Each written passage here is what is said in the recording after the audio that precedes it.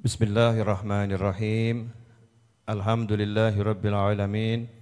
Allahumma salli wa sallim ala sayidina Muhammadin miftahi babi rahmatillah adada ma fi ilmillah salatan wa salaman daimain bidawami mulkillah wa ala alihi wa sahbihi. Allahumma salli ala sayidina Muhammadin salatan taftahu biha lana futuhal arifin wa tufaqna biha fid din wa ala alihi wa sahbihi. Assalamualaikum warahmatullahi wabarakatuh. Alhamdulillah bisa bertatap muka kembali ngaji sore. Ini ngaji sore, mudah-mudahan jadi ngaji sore yang bisa istiqomah selama-lamanya, amin.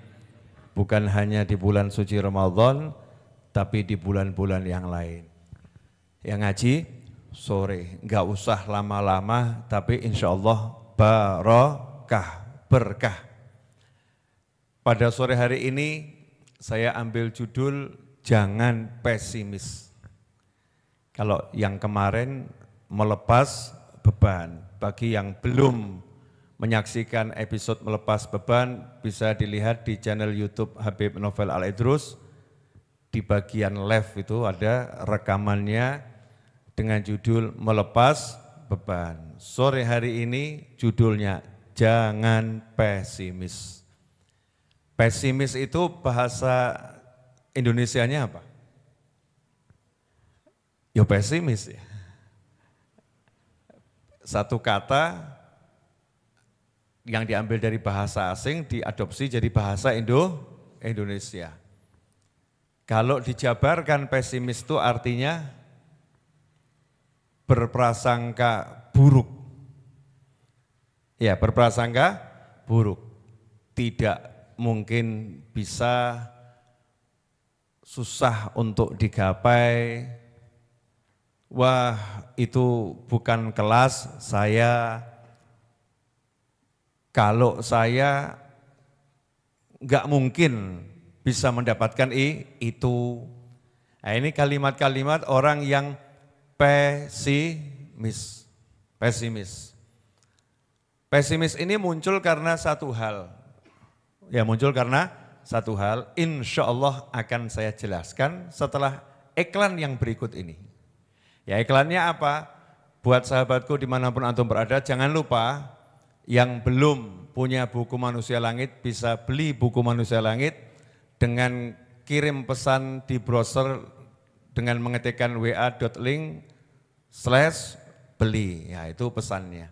Yang kedua yang mau nanya nanti dari sekarang sudah bisa disiapkan pertanyaannya. Ketik di browser wa.link/tanya Habib. Ya, tanya Habib. Insya Allah nanti akan kita jawab yang beruntung untuk kebaca dan dijawab. Kadang kebaca tapi tidak sempat dijawab karena waktunya. Insya Allah akan saya jawab di lain waktu. Lanjutkan.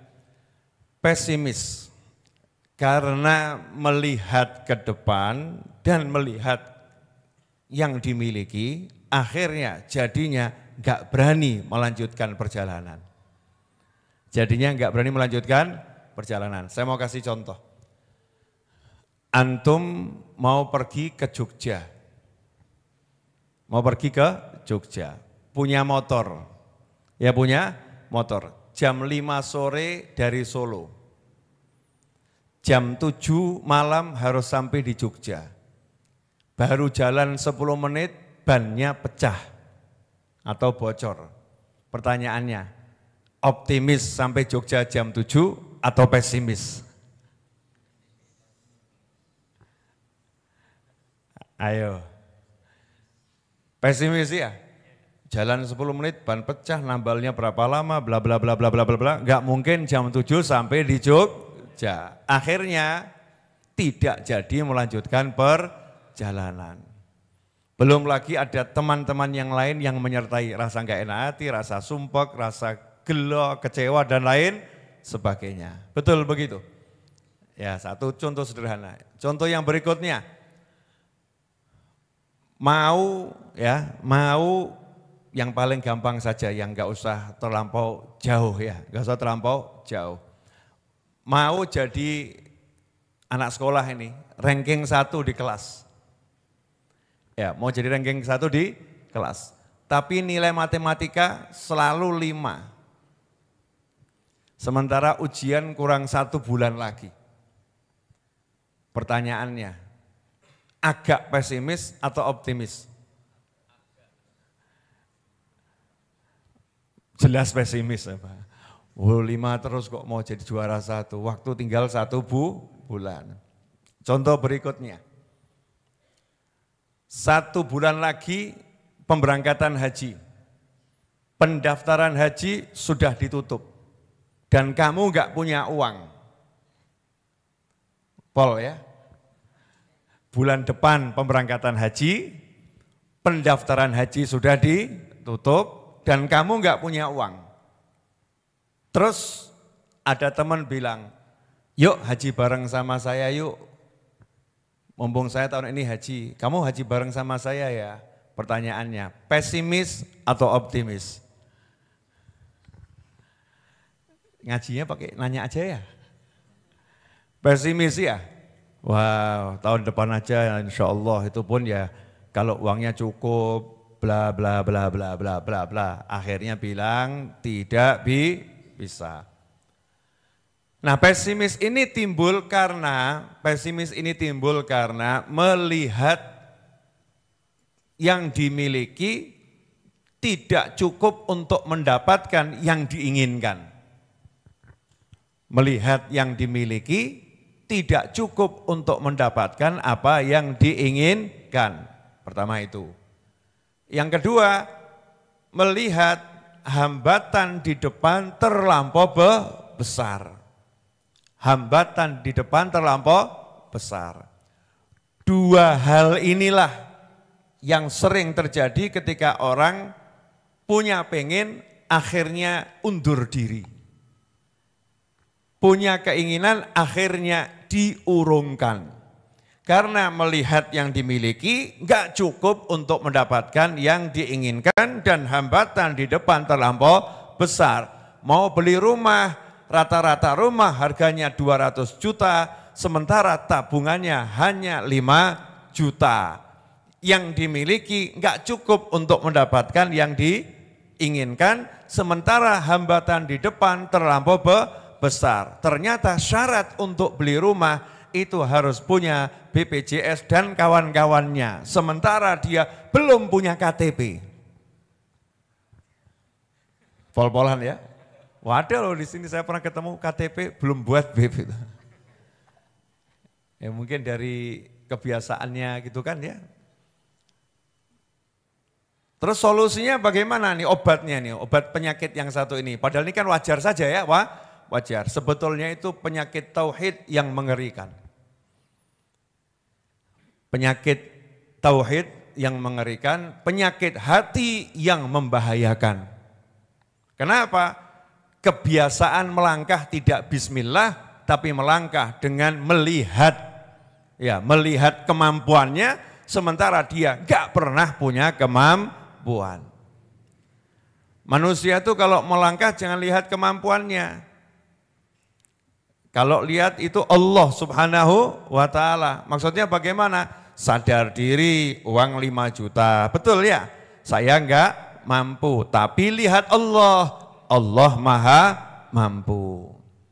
Allah maha bisa. Jadi kata kuncinya cuma itu aja. Begitu diajak lihat diri dan buat lemah, langsung naikkan. Saya punya Allah. Contoh. Udah tadi yang paling ekstrim, mau berangkat haji bulan depan, pendaftaran sudah ditutup, uang tidak punya. Kalau ada orang yang ngajak, jawaban kita apa? Insya Allah, itu bahasa orang yang optimis. Insya Allah, enggak masuk akal, sudah ditutup, bla bla bla bla. Jawabannya, enggak ada yang enggak masuk akal. Dan memang semua urusannya Allah serba tidak masuk akal. Kecuali akalnya orang-orang yang iman. Itu sifatnya min haitsu la yahtasib. Namanya juga surprise. Siapa tahu saya dapat kejutan dari Allah Subhanahu wa taala. Mulai kok ada yang ngajak berangkat haji ya. Pertanda baik ini. Langsung amalkan amalan langit. Sholatnya diperbaiki berjamaah. Qobliyah ba'diyah dijalankan. Minta doa sama orang tua. Zikir digaspolkan. Yang tadinya sholawat cuma satu jenis ditambah 5 jenis lagi nih. Hajat terlampau banyak. Allahumma doa terus. Ya doa terus. Kemudian mulai nanya sama biro-biro haji. Ada enggak ya pemberangkatan haji yang last minute masih bisa berangkat? Wah kalau di tempat saya enggak bisa, wah tempat saya enggak bisa, wah tempat saya enggak bisa. Muncul ada yang ngomong, di tempat kami masih ada 1 slot. Ya haji furoda, cuman harganya mahal. Berapa? 1 M. Jazakumullah khairan. Lu misal aja ya. Kabar gembira, ada 1 slot, tinggal duit 1 M. Berarti mulai difokuskan, Allahumma 1 M mangkat gaji. Semangat. Bojone noleh, waras pagendeng gitu ya. Ini normal atau tidak ini suami saya. Terus dia maju. Kok subhanallah. Ada petugas haji yang tiba-tiba sakit. Ya, tiba-tiba sakit, tidak bisa berangkat haji. Lah kok dengar ini ada 1 yang lagi pengen berangkat haji, ditelepon. Kamu bisa enggak jadi guide? Oh insya Allah siap, ilmu menguasai. Ya walaupun gitu, menguasai. Paspor punya, wah ada. Siap berangkat bulan depan, oh siap. Biayanya berapa? Gratis, oh wah siap banget itu. Tidak ada yang enggak mungkin. Walaupun nanti wujudnya caranya Allah itu aneh gitu ya, enggak masuk akal. Habib kok bisa ngomong begini? Banyak orang yang cerita sama saya mengalami hal-hal yang enggak masuk akal. Belum lagi yang saya alami sendiri. Kalau saya ngomong yang saya alami, pasti ada oknum setan, ya, bukan setan yang udah kelas kakap, yang masih setan kecil-kecil itu, akan membisikkan ke oknum jamaah, itu kan Habib Novel, beda. Oh saya ini dengar cerita dari orang banyak, bukan saya, orang lain pun mengalami hal yang serupa. Jadi pesimis itu timbul karena enggak lihat Allah. Yang dilihat dirinya sendiri, berhenti di situ. Melihat diri sudah bagus, kelemahannya, kekurangannya ya. Tapi dilanjutkan saya punya Allah. Seperti yang dilakukan Nabi Musa kemarin sudah saya ceritakan. Kalla inna ma'iyya rabbi sayahdin. Seperti istrinya Nabi Ibrahim alaihissalam ditinggal di padang Sahara, enggak ada manusia di sana. Ya panasnya luar biasa, enggak ada air, enggak ada kehidupan. Sendiri dengan anak. Antum di Mekah ditinggalkan di hotel sendiri aja mikir kok. Bayangkan nih di Mekah ditinggalkan di tengah padang Sahara, enggak ada manusia di sana, bawa bayi usia 2 tahun yang udah tidak minum ASI dan air enggak ada kehidupan di situ. Istrinya Nabi Ibrahim optimis, santai saja. Lanjut suami, silahkan jalan ke Syam sana. Kalau bahasa kita enggak usah pikirin kita insya Allah diurus sama Allah Ta'ala. Ini bahasa istri solihah beneran. Tapi ada istri yang modus. Kalimatnya sama, tapi niatnya lain. Udah pergi aja, gak usah pikirkan saya.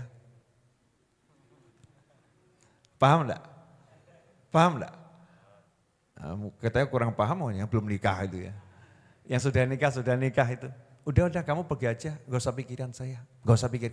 Udah gak usah pikirkan saya. Mulai naik.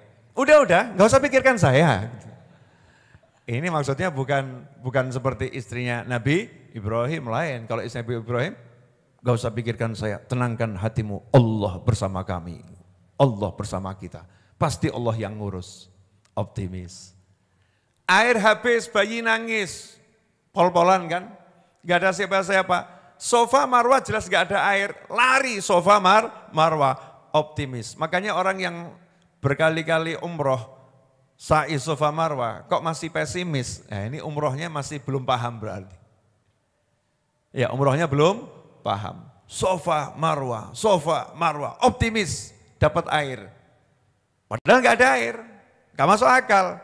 Allah kasih air di mana? Yang paling nggak masuk akal, di kaki anaknya keluar dari bumi, nggak pakai ngebur, tapi nyembur. Pripun. Ini orang yang sudah menggantungkan hatinya pada Allah Ta'ala, dia akan selalu optimis. Alhamdulillah masih ada 5 menit, kita buat 3 menit untuk tanya jawabnya. Ya insya Allah.